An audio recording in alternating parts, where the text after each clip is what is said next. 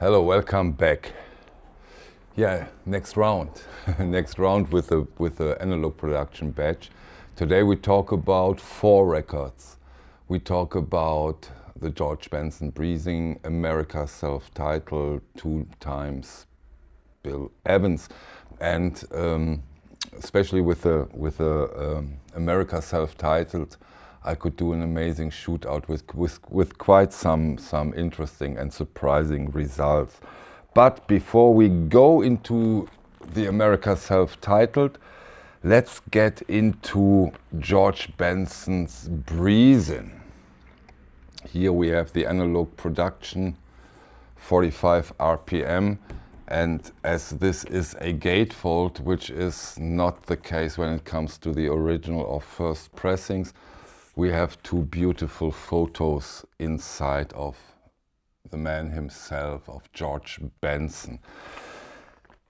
Breezin came out in 1976 and was quite a surprise. It in a way it defined that guitar jazz of the time quite anew with the 2 amazing titles. The whole album is amazing, but Breezin and The Masquerade stands out, at least for me, and that Breezin get the whole side 1 gets so much room is a wonderful thing, that we get this song in its full glory.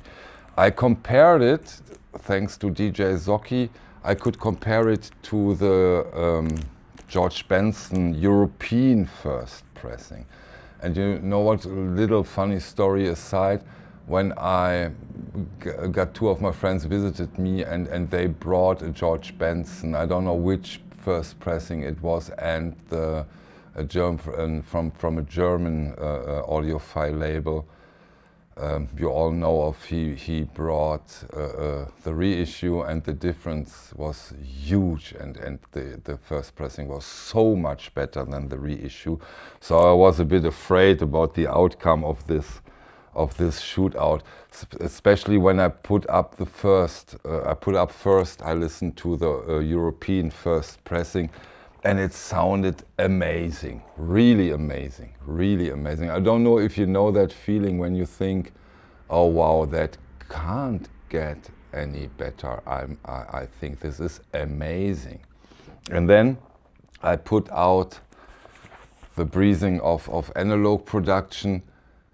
And yeah, I don't know how Matthew Luthans and his tube-driven, all analog DAX sax console did it, but he puts even more openness, soul and easiness to this release. Again, we have so much advantage due to the fact that this is a 45 RPM version, and I know you have to stand up a little bit more. But if you are into the best quality, into the best sound, it's worth it in my personal opinion. This has so much clarity, dynamic punch, and such a beautiful timing. A wonderful record, a wonderful record. I don't like the cover art, but hey, it's the cover art of the time, right? But the record itself is a giant of a guitar jazz record. Wonderful, really a wonderful release. I show you the label on the Analogue Production. Here you go, you can see it. So if you're into that kind of loungy, easy guitar jazz, George Benson's Breezin from Analogue Production won't disappoint you for sure. I'm absolutely sure. Yeah, second one we are talking about today is a heavily anticipated album in that series. One of the most anticipated, in my opinion, the America self-titled. Again, we have a gatefold jacket due to the fact that we have 2 albums, and we get 2 beautiful pictures inside the high quality gatefold sleeve. And yeah, as I said, I could compare that 1972 release to 3 other versions. I have here the German first pressing without A Horse with No Name. I have a 1972 German second pressing club edition, including, as the hype sticker shows here, A Horse with No Name. And I have the little later US pressing, also including A Horse with No Name. They even mention it here, that it includes A Horse with No Name. So, and that was quite surprising. You know, my last video was about the ZZ Top Tres Hombres. And those 2 records, those 2 editions have something in common, in my opinion. They have, although they are overall great records, they have an absolutely dominating song on them. In the case of the ZZ Top Tres Hombres, it's La Grange. And here with America, in my opinion, it's A Horse with No Name. This is an iconic all-time classic. So I started comparing the 4 editions, and first I played the second German pressing, which included A Horse with No Name. And I said, ooh, okay, let's hope for the analog production. And then I put A Horse with No Name on from this edition. And the difference was so big. I've rarely had it so clear and so strong that the reissue is way superior. You know, especially when it comes to A Horse with No Name, I think the hypnotic character of the song is very important. And on no other release, it's that hypnotic. Due to the fact that we have such a beautiful resolution, dynamic and timing, that the voices are so much better than on the other release, especially on that second German, that it was really stunning. So we got an amazing reissue, an amazing sounding reissue of America. The American pressing was a little better. It had a little more of what the Analogue production has, but still way behind. The German first pressing, the pressing without A Horse with No Name, is way better than the second German, way better. And of those 3 early pressings, by far the best in my opinion.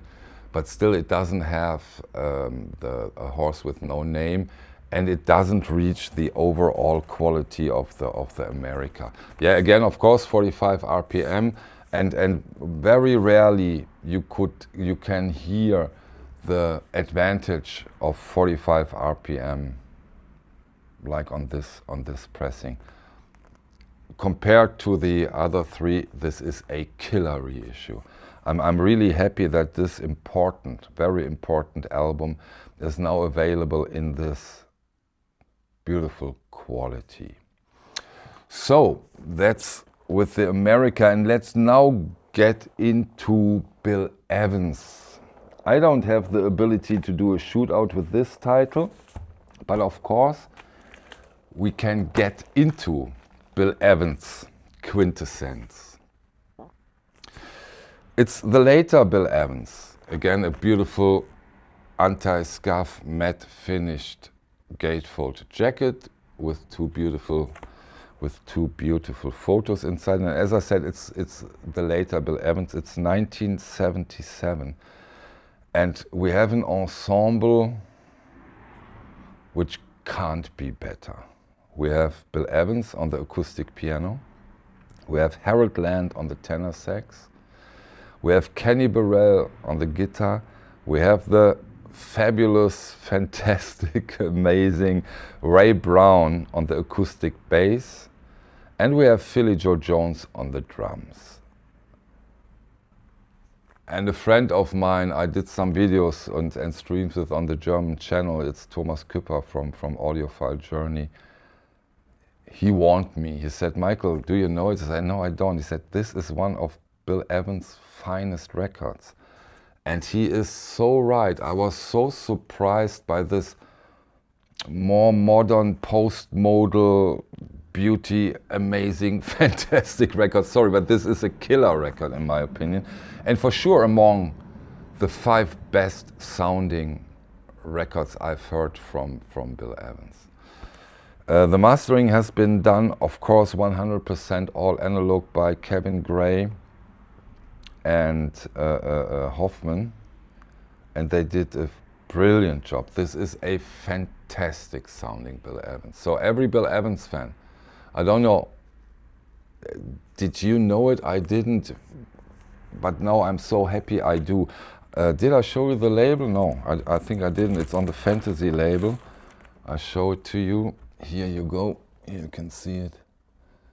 And yeah, for every Bill Evans fan, this is, in my opinion, a must-have. Absolutely essential. Gorgeous.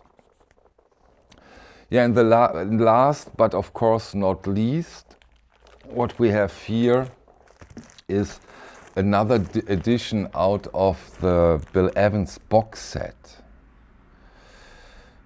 They come, I don't know if every record is coming, but they are coming bit by bit right now, so that you don't have to buy this in a positive way monster of a box set, the mother of all box sets in a way.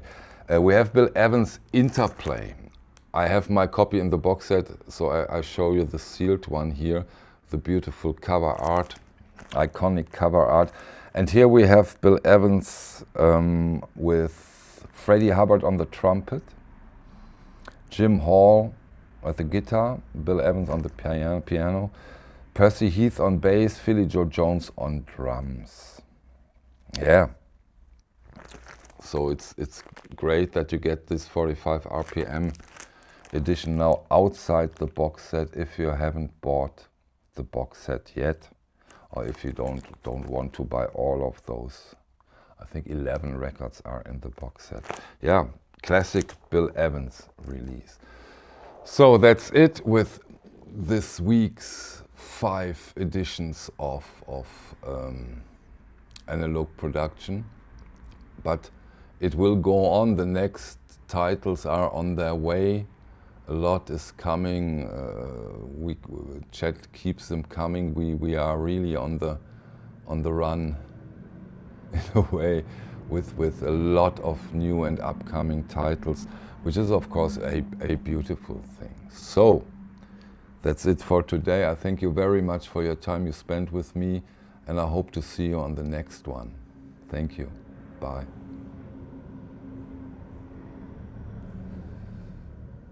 Warte, ich muss hier drücken, so.